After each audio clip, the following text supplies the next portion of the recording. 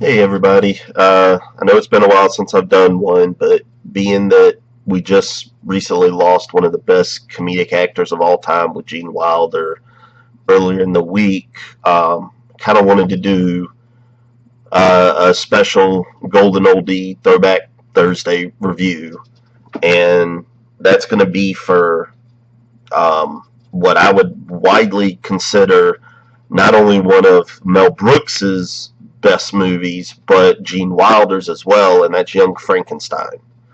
Um, it's it's obviously like so many other Mel Brooks movies, a parody, little tongue-in-cheek kind of slapstick humor. This was back when parodies were done right and not just a bunch of references to pop culture like you see in them now. So I wish they would bring back this style of movies because they just don't do them anymore. Anytime anything's parodied, it's just a movie full of pop culture references and not an actual parody of a genre. It's like a parody of society, and they don't hold up like genre parodies did. You know, you look at a lot of Mel Brooks's other movies, Blazing Saddles, Spaceballs, like I said, Young Frankenstein. They hold up because they parody a genre and not society.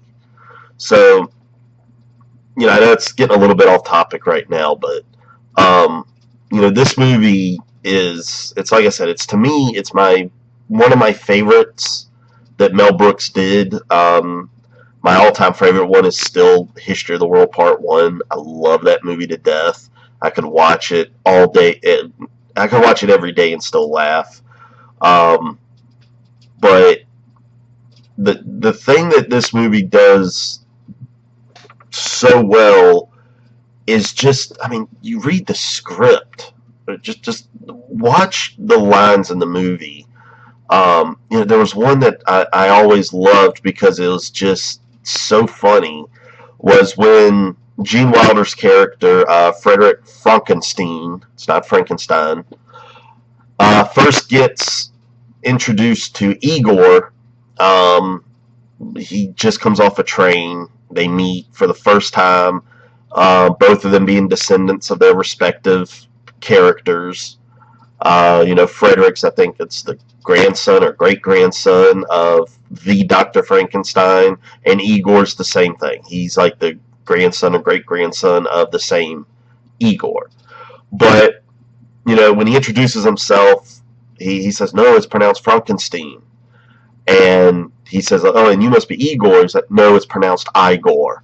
And it's just a little funny moment that just, it captures the movie in so many of these little moments. When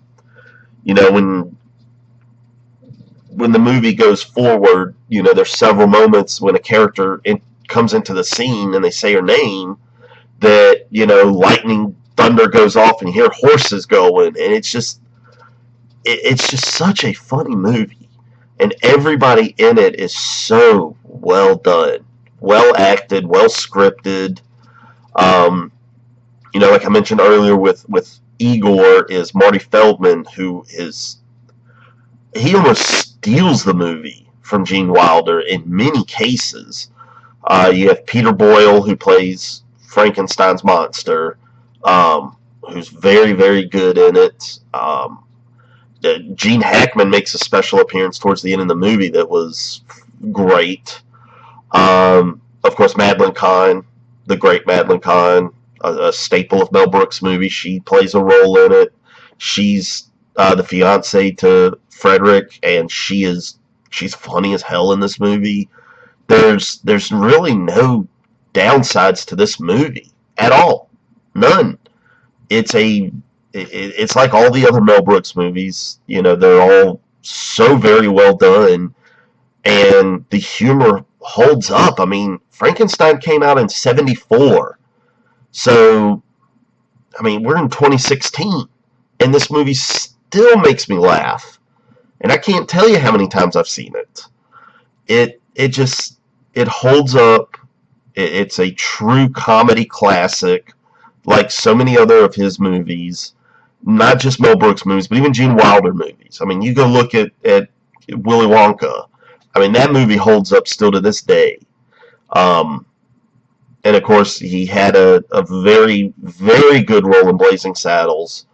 And but I wanted to just go over Young Frankenstein because it was my favorite of his roles in the Mel Brooks movies and even in general.